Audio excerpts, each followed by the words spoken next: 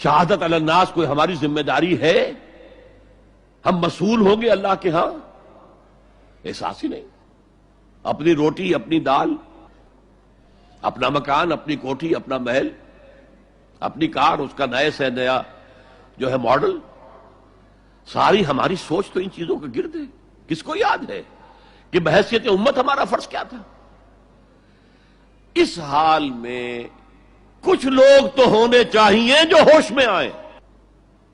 تو جاگو اور جگاؤ. جسے ہوش آ گئی، ارے ہماری ذمہ داری تھی، ہم بھولے بیٹھے، اسی لیے ہم برباد ہو رہے، تباہ ہو رہے.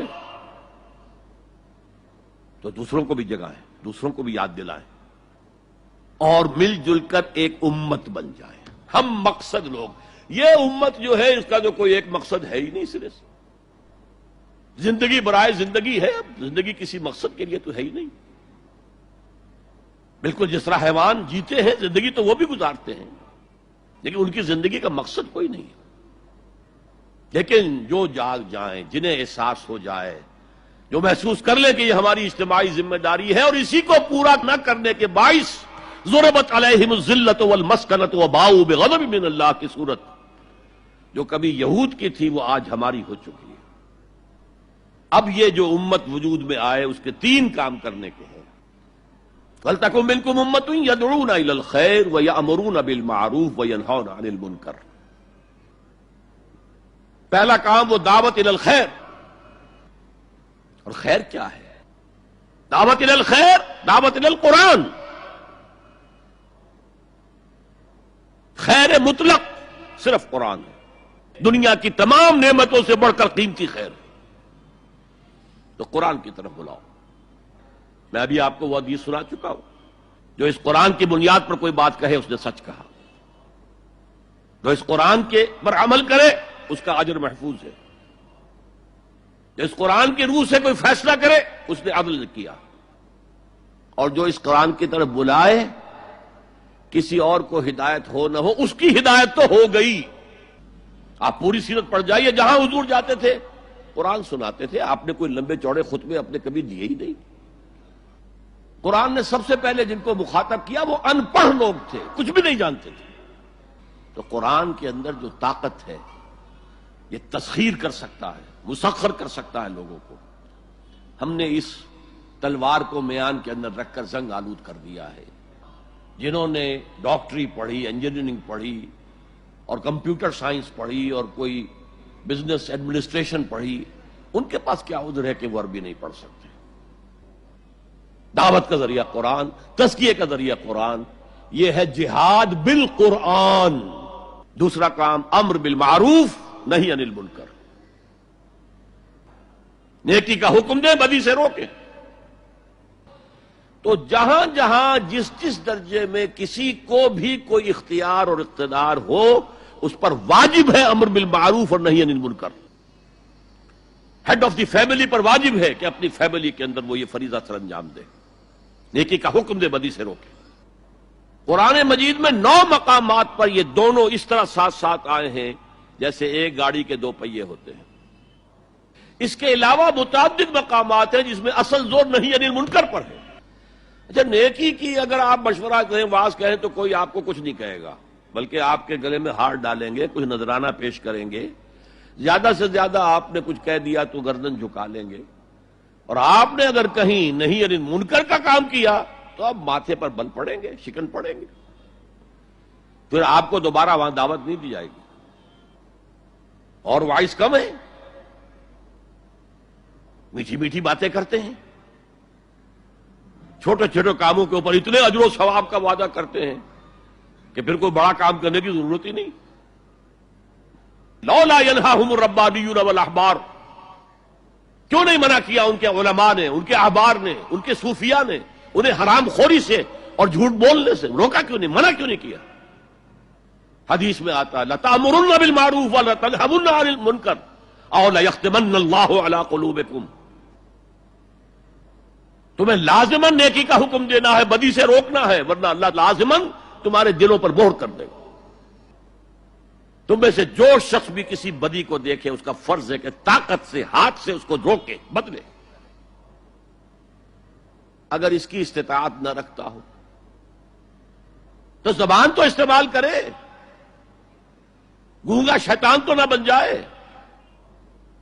کہے تو صحیح اللہ کے بندے باز آ جاؤ، اے اللہ کے بندو اللہ کے غضب کو دعوت مت دو، کہو تو صحیح۔ اور اگر زبانوں پہ بھی تالے پڑ گئے ہوں تو آخری درجے میں فَإِلَّمْ يَسْتَطِعْ فَبِقَلْبِهِ، دل سے شدید نفرت تو رکھے، راتوں کی نیندیں حرام تو ہوں، سوچے تو صحیح کیا ہو رہا ہے۔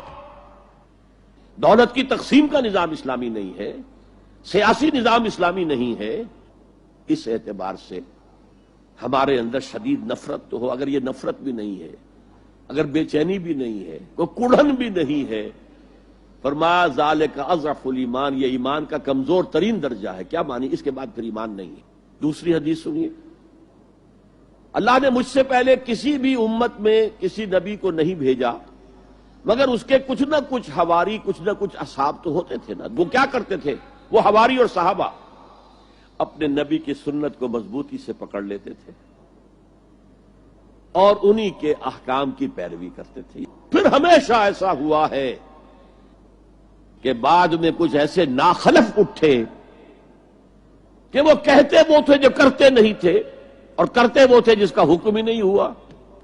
وہ اپنی ہی ایجاد کردہ روایات ہیں، اپنی ہی ایجاد کردہ بدعات ہیں، اپنی ہی ایجاد کردہ رسومات ہیں، ان پر لگے ہوئے ہیں اور دعوے کرتے ہیں اللہ سے محبت، رسول کے عشق کے، جبکہ ان کے عمل میں نہ اللہ کی اطاعت ہے نہ رسول کا اتباع ہے۔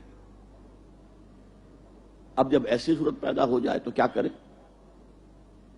فَمَنْ جَاهَدَهُمْ بِيَدِهِ فَهُوَ مُؤْمِنٌ، تو جو مسلمان بھی ان کے خلاف جہاد کرے گا اپنے ہاتھ سے، اپنی طاقت سے، وہ مومن ہوگا۔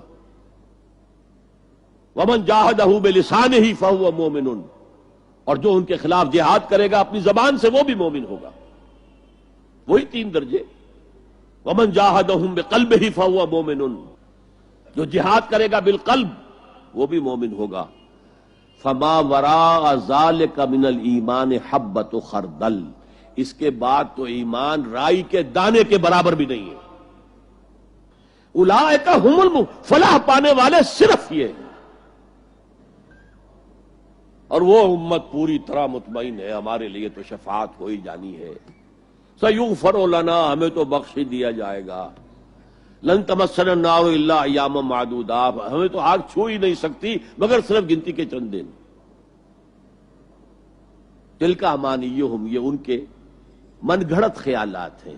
امانی کہیں گے وشفل تھنکنگ، یہ ان کی وشفل تھنکنگ کے سوا کچھ نہیں۔ تو انکر المنکرات کیا ہے؟ غیر اللہ کی حکومت انکر المنکرات ہے۔ اس کے خلاف جد و جہد ہاتھ سے کرو، زبان سے کرو، دل سے کرو، کم سے کم یہ ہے، ورنہ ایمان کا کوئی شائبہ موجود نہیں۔ لیس وراء ذلک حبۃ خردل من الایمان۔ اس لیول کے لیے پھر لازمی ضرورت ہے ایک جماعت، ڈسپلن جماعت۔